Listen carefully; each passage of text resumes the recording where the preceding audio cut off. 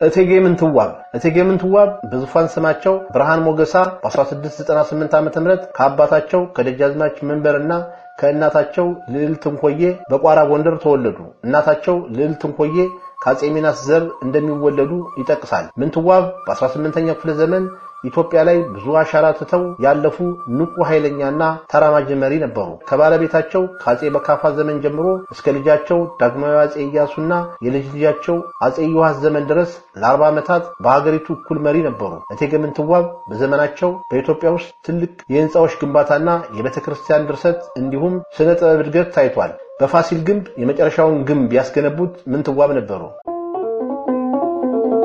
አክብሮታዊ ሰላምታችን ወደ እናንተ ያደረስ ዝግጅታችንን ሰብስክራይብ፣ ላይክ እና ሼር ያደረጋችሁ እንድትከታተሉ እንጋብዛለን። መልካም ቆይታ። እቴጌ ምንትዋብ ከአፄ በካፋ ጋር የተገናኙት በተለየ አጋጣሚ ነበር። የአፄ ኢያሱ ልጅ በካፋ በልጅነታቸው በጠባይና በአስተዋይነታቸው የሚወደዱ ነበሩ። በዚህ የተነሳም አባታቸው አፄ ኢያሱ ካጠገባቸው ሳይለዩ በሄዱበት ሁሉ ይዘዋቸው ይጓዙ ነበር። ወደፊት የመንገስ አቅም እንዳላቸው ብዙዎች ያወሩላቸው ጀመሩ። አባታቸው ከእናሪያ ሲመለሱ ብላቴናውን በካፋ ወደ ጎንደር አምጥተው የቤተ መንግስት ስርዓት እያስተማሯቸው ሳለ የአባታቸው ልጅ ራስ ተክለ ሃይማኖት በመርስ ሊገድሏቸው እንደተማከሩ ሰምተው ከአባታቸው ጋራ ሳይሰናበቱ ወደ ማህበረ ስላሴ እንደተሰደዱ መሪራ ሳማን በላይ የጥንቷ ኢትዮጵያ ትንሳኤ ታሪክ በተሰኘ መጽሐፋቸው ላይ ያስረዳሉ። መሪራ ሳማን አክለው እንደጻፉት በማህበረ ስላሴ ገዳም ሳሉም አባታቸው እያስፈለጓቸው እንደሆነ ሰሙ እና በሱዳን አድርገው ወደ ግብጽ መሄድ ሲጀምሩ ወባ ታመው ወደቁ። በዚህ ጊዜ የቋራው ባላባት ቀኛዝማች እሸቴ ጌታ ልጅ ባካፋን ታመው ሲያገኟቸው ወስደው በቤታቸው አስተኟቸው። ከዛም ከመልካቸው ማማር የተነሳ ልጃቸውን አጋብቶ ለማስቀመጥ ስለፈለጉ ከልጆቻቸው ታላቂቱንና ቆንጆዋን ምንትዋብን እንድታስታምማቸውና እንድታገለግላቸው አደረጉ። ወጣቷ ምንትዋብ ከመጠን በላይ ቆንጆና ተግባቢ የነበሩ ሲሆን ታማሚውን ንጉስ ባካፋን ተንከባክበው በደንብ እስኪሻላቸው አስታመሟቸው። ከዚህ በኋላም ሁለቱ በፍቅር ቀለጡ። በካፋ ዙፋን እንደወጡ በ1716 ዓ.ም ድል ባለ ሰርግ ተጋብተው በካፋ ራሳቸውን ለምንትዋብ የንግስትነት ዘውድ ጫኑላቸው። ሲመተ በዓላቸው በመላው ኢትዮጵያ ተከብሮ እንዲውል አድርገው ነበር። እቴጌ ምንትዋብ በ1717 ዓ.ም ዳግማዊ አፄ ኢያሱን ወለዱ።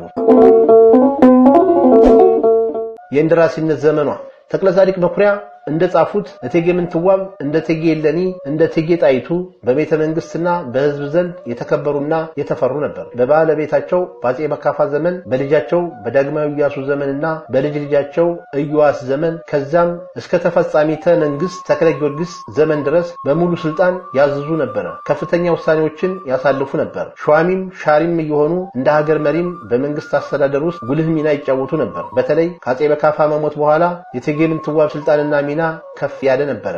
አባ ጋስፓራኒ የጥንት ታሪክ በሚል መጽሐፋቸው እንደጻፉት አፄ በካፋ በ1722 ዓ.ም ከሞቱ በኋላ ልጃቸው ዳግማዊ ኢያሱ መንግስታቸውን ወረሱ። አፄ ብርሃን ሰገድ ንጉሠ ነገሥት ዘኢትዮጵያ ተብለው ነገሱ። ምንትዋብም እጅግ አዋቂና ብልህ ሴት ስለነበሩ በሴትነታቸው በልጃቸውም ሕፃን መሆን ምክንያት በልጇ መንግስት ስንፍና እንዳይገባበት ከቋራ ወንድሞቻቸውን አምጥተው የቤተ መንግስት ስልጣን ሰጡ። ከወንድሞቻቸው መምጣት በኋላ እርሷና ዘመዶቿ ሆነው የ7 ዓመት ልጇን ኢያሱን ለማንገስ ቻሉ። ከሁለት ወር በኋላ ታኅሳስ 15 ቀን 1722 ዓ.ም ልጇ ኢያሱ ሕፃን ስለነበር እናቱን ምንትዋብን ዘውድ በመጫን በንግስትነት ስልጣን እንደራሲነታቸውን አወጁ። እቴጌይቱ ልጃቸው ለአቅመ አዳም እስኪደርስ ድረስ በአፄ ኢያሱ ስም መንግስቱን በሙሉ ስልጣን ሀገር ይመሩ ጀመረ። ስልጣኑን የተቆጣጠሩት ዘመዶቻቸው ቋረኞች የብላቴናውን ኢያሱን እየደገፉና እየረዱ ለእቴጌይቱም ምክር እየሰጡ ሕፃኑን እስኪያድግ ድረስ መንግስቱን ጸጥ አድርገው ይዘውት ቆዩ። የመንግስት ዋና ዋና የስልጣን ቦታዎችን የያዙት የእቴጌይቱ ዘመዶች በመሆኑ ማንም ሳይደፍራቸው በልጃቸው ዙፋን ላይ ለዓመታት ገዝተዋል።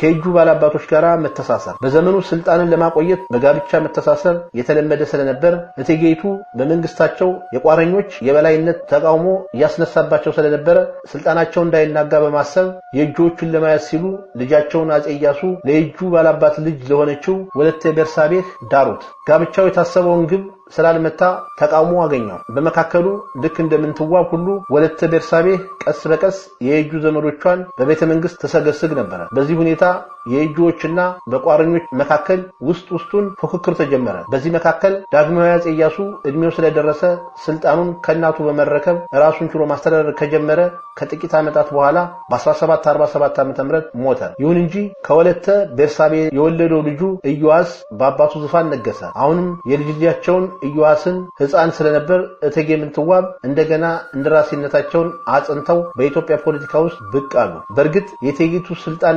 የይገባኛል ጥያቄ ተነስቶ እንደነበር ጠቁሞ ማለፍ ይገባል። ልጅ ኢዮአስ እንደነገሰ እናቱ ወለተ ቤርሳቤህ ልክ ምንትዋብ የኢያሱን ሞግዚትነት እቴጌ እንደነበረችው ሁሉ እርሷን በተራዋ ለኢዮአስ እንደራሴነት ወይም እቴጌነት ይገባኛል በማለቷ በሁለቱ መካከል ጥል ተነሳ።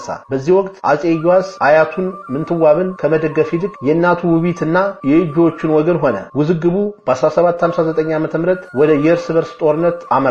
በዚህ ጦርነት የእጁ ሆነ የቋራ ክፍሎች ኃይላቸው ስለተዳከመ ከትግራይ ገዢ ራስ ስውል ሚካኤል እገዛ ፈለጉ። ስውል ሚካኤል መጀመሪያ የንጉሱና የእጆች ደጋፊ ቢሆንም በምንትዋብ ዲፕሎማሲያዊ ስር ኋላ የእርሷ አጋር በመሆን አቋሙን ቀየረ። በመጨረሻም በ1769 ዓ.ም ስውል ሚካኤል አፄ ኢዮአስ የእጆችን በጦርነት ደግፏል በሚል ክስ እንዲገደል አደረገ።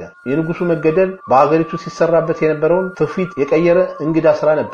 እንግዲህ እስከ ብዙ ዘመን ድረስ የነበረው የንጉስ ክብር የነካ ስለነበር የሚፈራ አንድም ኃይል በመታጣቱ ሀገሪቱ ወደ ዘመነ መሳፍንት ጦርነት ገባች።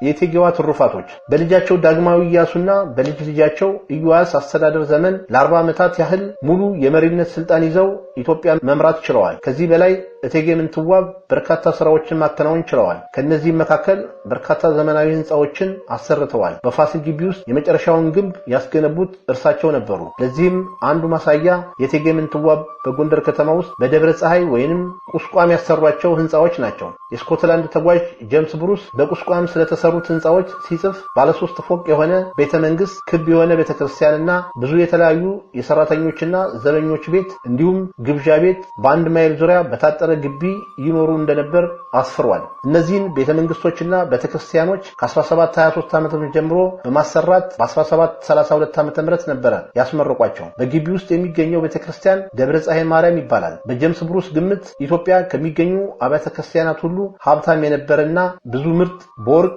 በብር የተሰሩ የቤተክርስቲያን መገልገያ ዕቃዎች የተመላ ነበር።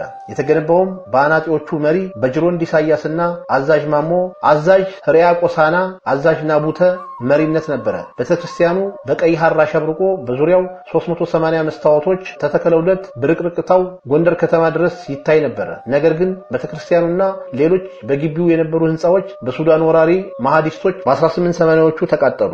አሁን በግቢው የሚገኘው ቤተክርስቲያን በዚህ ፍርስራሽ ላይ የተሰራ ነው። ምንትዋብ እጅግ መንፈሳዊ ነበሩ። ለዚህም ሲሉ ብዙ መንፈሳዊ ስራዎችን በገንዘብ ይደግፉም ነበር። ብዙ መጻሕፍትን በዚህ ዘመን ተጽፈዋል። ከአረብኛ ተተርጉመው ወደ ብዙ አብያተ ክርስቲያናት የተሰራጩ ብዛት ስፍር ቁጥር የለውም። እቴጌይቱ ለስነ ጥበብ ከነበራቸው ትኩረትና ከሚያደርጉት ድጎማ የተነሳ በዚሁ ዘመን በድንገት የተፈጠረ ልዩ አይነት የስነ ስዕል ስራ ተጀምሮ ነበር። ይህ እንግዲህ በውጭ ሀገር አጥኚዎች ዘንድ ሁለተኛው የጎንደር የስነ ስዕል ስልት የሚባለው ነው። በአዲሱ ስልት ስነ ስዕል የቀጥተኛ መስመሮች ጥንክር መሆኑ ቀርቶ በጎባጣ መስመሮች ጥንክር የሚሰራና በህብረ ቀለማት የደመቀ ሆነ። እውነተኛ ሰዎች የሚመስሉ ምስሎች መታየት ጀመሩ። በዚህ ሁኔታ በጣና ሐይቅ እቴጌይቱ ባስገነቧቸው ናርጋ ስላሴ ቤተክርስቲያንና በቁስቋም ደብረ ፀሐይ ማርያም ግድግዳዎች ላይ አይን የሚስቡ ምስሎች ተሰርተውም ነበር። ሆኖም ብዙዎቹ በማህዲስቶቹ በሱዳኖቹ ሲወድሙ ንግስቲቱ በራሳቸው ክትትል ያስደረሱት መጽሐፈ ራዕይ የተሰኘ በምስል ያሸበረቀ